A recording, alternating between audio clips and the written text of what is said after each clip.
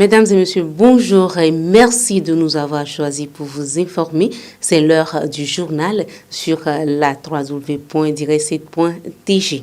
À la une de l'actualité, la nouvelle est une pilule amère à avaler pour la population, mais surtout pour les conducteurs. Jeudi, ils ont fait un mouvement d'humeur à Aditikope pour protester contre la hausse des tarifs au poste de péage.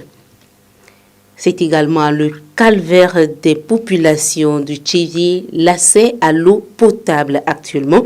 C'est la période de la pénurie d'eau. Cette situation qui date depuis des années devient de plus en plus embarrassante. C'était tout pour les titres. Le Togo reste en état d'urgence sanitaire encore pour les 6 prochains mois. Cette loi a été adoptée le 16 mars dernier à l'Assemblée nationale. L'objectif de cette nouvelle prorogation est de maintenir la vigilance et adapter la réponse suivant l'évolution de la pandémie. Elle est rentrée en vigueur le jour même. Cette nouvelle prorogation a été demandée sur avis du comité scientifique compte tenu de la situation préoccupante de la pandémie au coronavirus au Togo. Et cette prorogation n'est pas sans conséquences sur certaines activités, notamment celles liées au sport et aux loisirs. À travers une note en date du jeudi 18 mars adressée au président du Comité national olympique et des fédérations sportives et des loisirs, le ministre en charge des sports a annulé la dérogation accordée à ces derniers pour une reprise effective des activités sportives. Une raison expliquée, selon le ministre, par la recrudescence des cas de Covid-19, l'augmentation du nombre de décès et surtout la circulation du variant britannique sur le territoire togolais. Il faut noter que cette annulation vient toucher l'espoir du public sportif togolais qui se préparait à la reprise des championnats nationaux de football de première et deuxième division prévus démarrer ce 20 mars. C'est aussi l'actualité au Togo. La nationale numéro 1 a été bloquée momentanément jeudi au niveau d'Aditikope à quelques kilomètres du péage du Davier par des conducteurs des véhicules poids lourds avant le retour à la normale après l'intervention des agents de la police nationale. Ces conducteurs disent protester contre la hausse des tarifs au poste de péage entré en vigueur ce 18 mars. Herman Anadé, Samson Kevi. C'est un jour tout à fait ordinaire au poste de péage du Davier ce jeudi, du moins pour ceux qui y travaillent. En fait, c'est ce qui paraît à l'évidence. Pourtant, tel n'est pas forcément le cas pour les usagers des engins à moteur. Oh, 500 et tout. Nous venons de payer 500 francs, soit une augmentation de 200 francs, ce qui va agir énormément sur nous. En réalité, payer les 500 francs ne signifie pas grand-chose, mais par manque de revenus conséquents, cela nous pénalise. Nous interpellons donc la clémence du gouvernement. Pour nos chauffeurs de 9 à 15 places, nous payons 600 francs au lieu de 400 francs auparavant et cela nous indigne beaucoup. Nous demandons que cela soit revu.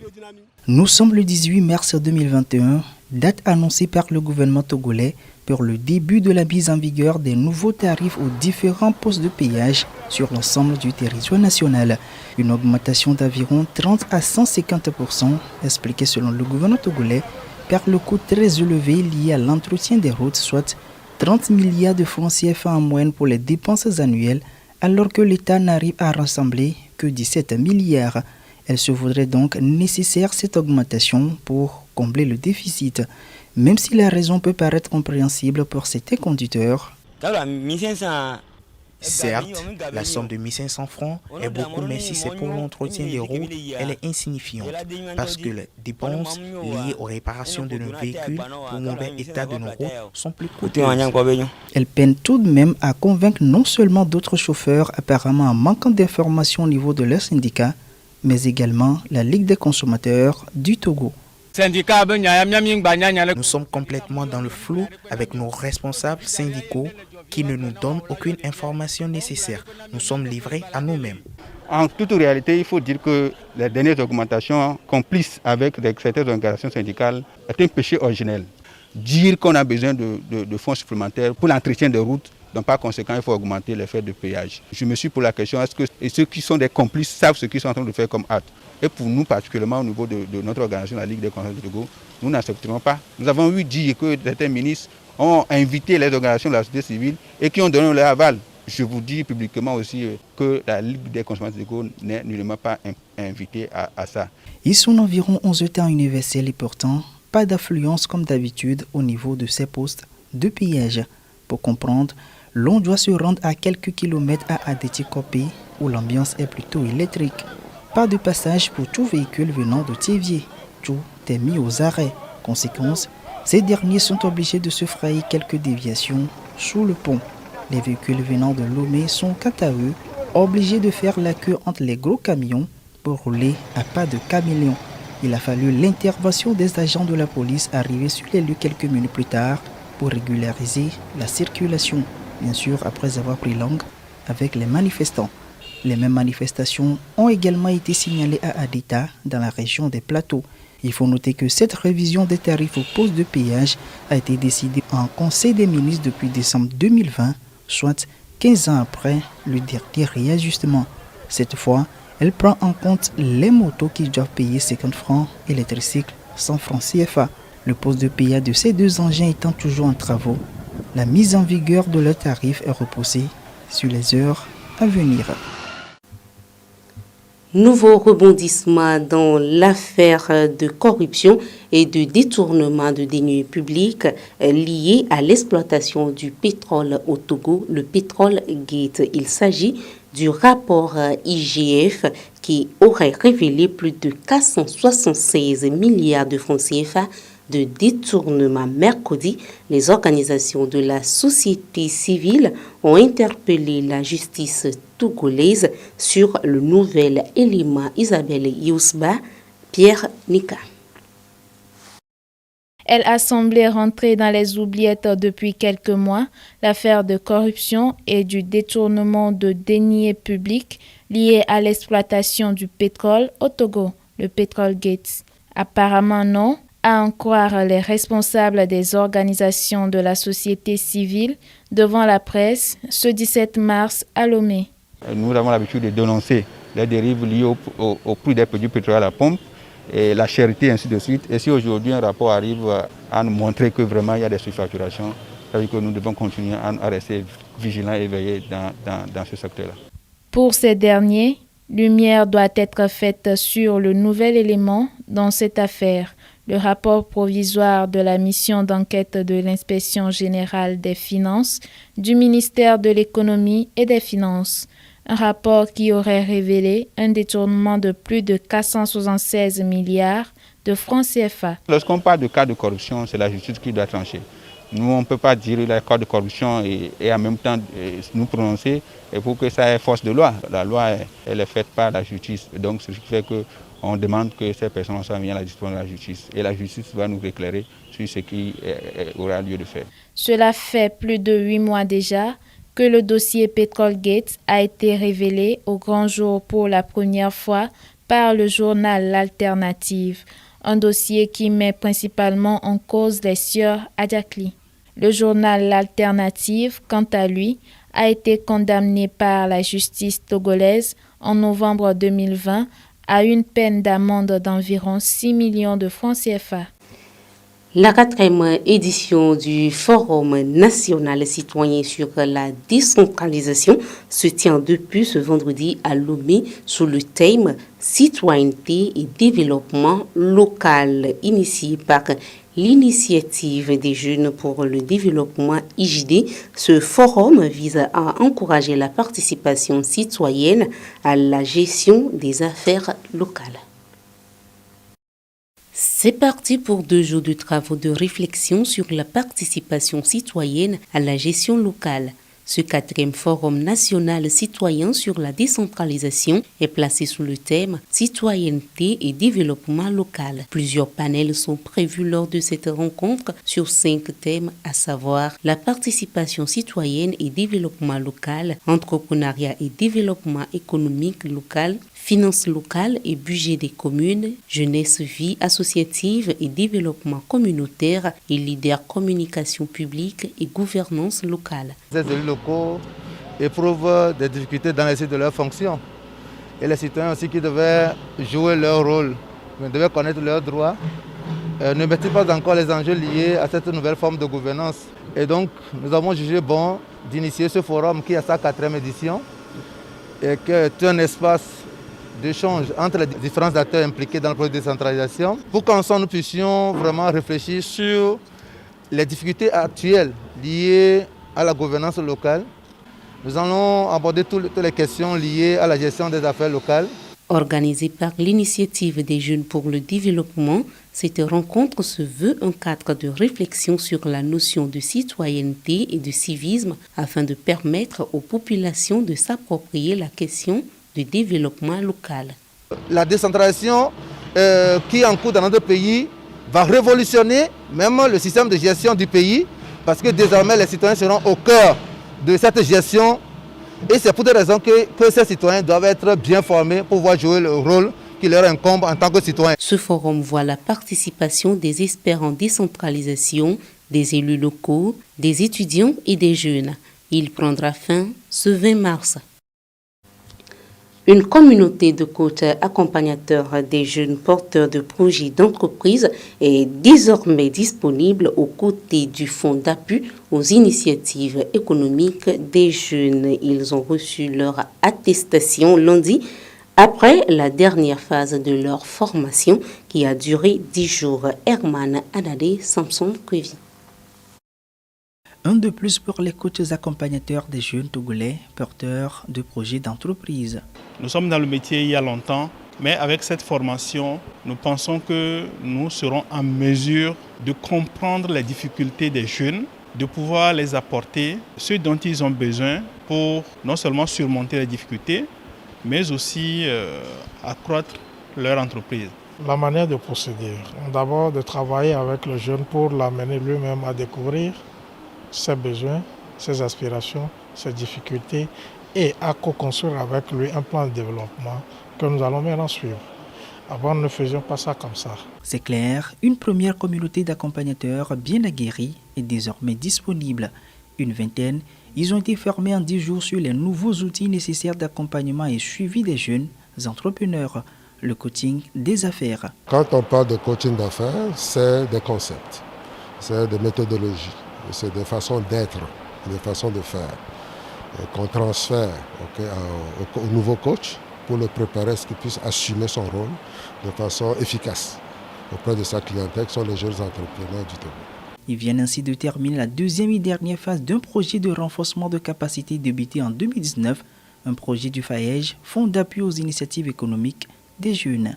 Ce projet consiste au renforcement des capacités des entrepreneurs, d'une part, de leur coaching et au renforcement de capacités des coachs accompagnateurs, suivi de la mise à disposition d'une boîte à outils de coaching pour permettre aux accompagnateurs qui sont partenaires du FAEJ de mieux accompagner les jeunes porteurs de projets d'entreprise pour qu'ils atteignent les objectifs qui se sont assignés à leur entreprise. Le projet est soutenu par le PNUD. 11 apprenants de la Maison-École des Arts de la Monde Franco d'Imelo rejoignent la danse du projet dénommé Un étudiant, une machine à coudre. Mardi, chaque apprenant de cette vague a reçu des mains de leur patron une machine à coudre qui leur permettra bien évidemment d'alléger leur peine dans l'exercice des devoirs de maison.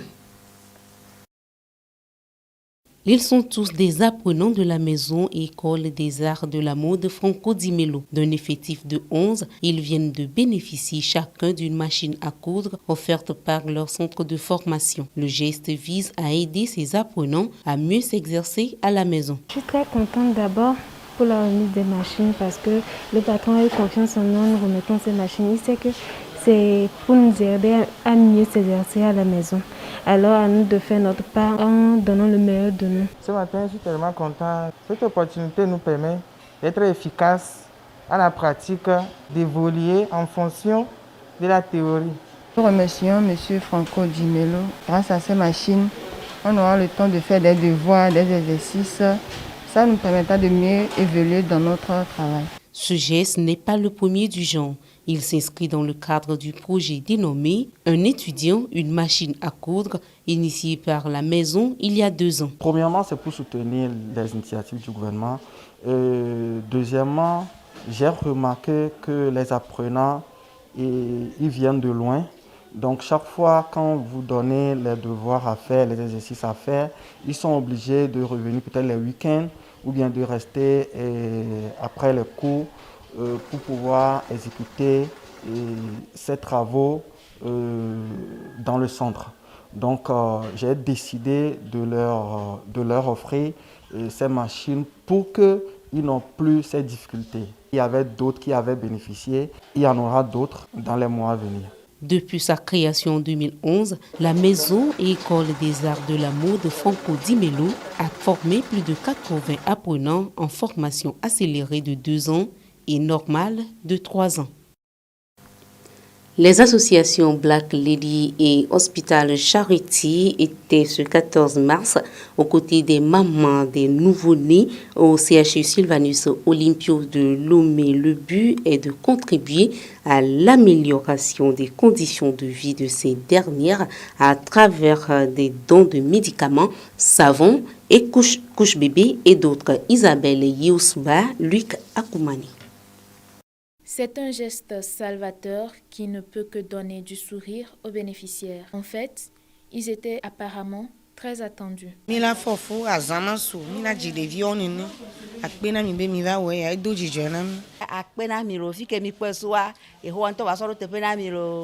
sont environ une vingtaine de salles de réanimation pédiatrie et de maternité à bénéficier ce 14 mars d'un certain nombre de dons de première nécessité, notamment les médicaments, les savons et les couches pour bébés. Ce geste, selon les donateurs, en l'occurrence Black Lady, association togolaise œuvrant pour le développement culturel et la promotion féminine, et Hospital Charity, un groupe de jeunes donateurs en médecine dans le domaine de la pédiatrie, vient répondre à des besoins essentiels liés aux enfants. Nous sommes confrontés souvent à des enfants qui meurent sous nos yeux, faute de moyens, malgré toute la volonté, la compétence que nous avons.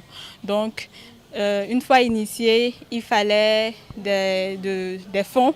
Donc nous avons tapé à plusieurs portes et nous avons eu la chance que l'association Black Lady ait voulu nous soutenir pour cette action. On a travaillé la semaine passée sur le besoin que les enfants ont eu au niveau de la pédiatrie, réanimation, et on a soulevé le problème, les médicaments selon les besoins de chaque enfant.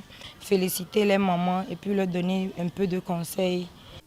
Motivés par l'envie de voir ces enfants grandir en bonne santé et dans de bonnes conditions, les donateurs ont profité de l'occasion pour lancer un appel à toutes les bonnes volontés pour une pérennisation du geste. Je lance un appel à la population générale, aux associations qui sont là pour leur venir en aide, pour pouvoir aider les enfants malades. Créé depuis 10 ans déjà, Black Lady compte aller au-delà de ses actions actuelles. Je vous le disais dans les titres, il faut boire de l'eau, mais surtout une eau saine pour préserver sa santé. C'est ce que nous conseille les médecins. Malheureusement, cet idéal est loin d'être une réalité chez les populations du Tchévier et localités périphériques dans la région maritime, des populations confrontées à une éternelle pénurie d'eau potable au point de se tourner vers des quelques forages à des kilomètres. Les détails dans ce dossier de la rédaction réalisé Herman Anadé, Samson Kuvi. C'est un calme inhabituel de plus en plus visible autour des Bonnes Fontaines à Thiviers, une ville de la préfecture de Zior située à près de 35 km de la capitale Lomé. En fait, le phénomène de pénurie d'eau n'est pas nouveau dans la localité, à en croire les riverains. Bon, d'habitude, dans la saison sèche, on a des problèmes d'eau à Thiviers. Sauf que cette fois-ci, la carence est accentuée depuis environ 5 mois et généralisée dans presque toutes les localités environnantes. Depuis le mois de janvier, février et mars, vraiment on a un problème d'eau de 3 jours, 4 jours. À peu près, ça peut atteindre 3 mois. Depuis novembre 2020, on souffre d'eau absente. Depuis la période des fêtes de fin d'année, nous avons commencé par manquer d'eau, qui dure plusieurs jours, voire une semaine avant d'en avoir à nouveau. Cela fait au moins 5 mois déjà qu'on n'a plus régulièrement d'eau. Sur 5 robinets, il n'y a qu'un seul qui est actuellement opérationnel. Les raisons sont d'autres diverses. On nous fait savoir qu'il y a un problème au niveau du château d'eau, alors qu'on souffre du même problème chaque année. On dit que les dynamos qui transmettent l'eau là, ça ne fonctionne plus. C'est pourquoi nous n'avons plus l'eau à Glenvier. On a demandé renseignements, mais on a dit qu'il n'y a pas de pression. Contacté pour plus de précision, l'un des responsables de la Togolaise des eaux à Thiviers a décliné notre demande d'interview. Sur le terrain, s'approvisionner en eau demande désormais plus d'endurance. Il faut parcourir des centaines de mètres pour finalement faire la queue pendant plusieurs minutes. Pour nous procurer de l'eau, on est obligé d'aller à Davier qui est à 4 km et demi ou à Ziobonou qui est à 5 km de chez nous. Mais ceux qui n'ont pas de moyens de déplacement ont du mal à parcourir cette distance et paient alors le bidon d'eau à 100 francs. Parfois, il faut attendre tard dans la nuit pour espérer s'approvisionner. D'autre part, on ouvre d'eau 22h ou bien 23h à Glenvier. C'est dans la nuit de 23h à l'aube là. C'est là-bas qu'on peut trouver un peu d'eau. Et même si vous vous approvisionnez, la qualité d'eau en dit long. S'il coupe et puis redonne, la couleur d'eau, ce n'est plus comme avant. Bon, ça sort jusqu'à un temps avant que la couleur soit normale. Tu peux prendre l'eau là pour garder durant un temps avant que ça descend, les saletés, avant que tu prends ça pour aller faire tes nécessaires. Après de longs moments de coupure, les premières gouttes d'eau que nous avons sont souvent sales et nous craignons son utilisation à cause des maladies qui peuvent s'en suivre. Seul palliatif aujourd'hui pour la population, les forages, pourtant situés à des kilomètres. Sinon, sans forage, on ne peut pas vivre. Nous parcourons 7 à 10 km pour avoir accès à un forage. Nous cherchons à aller ailleurs, forage, à peu près 4 km, 3 km du village. Désespérés, les populations appellent le gouvernement togolais au secours. Nous pardonnons à notre autorité de venir nous faire autrement à Glenvier. Nous supplions le gouvernement de nous trouver une solution. Nous demandons de l'aide parce que nous souffrons beaucoup. Vivement que cet appel puisse trouver écho favorable auprès des personnes ressources. Ainsi se referme donc cette édition. Merci de l'avoir suivi. À la semaine prochaine. Portez-vous bien.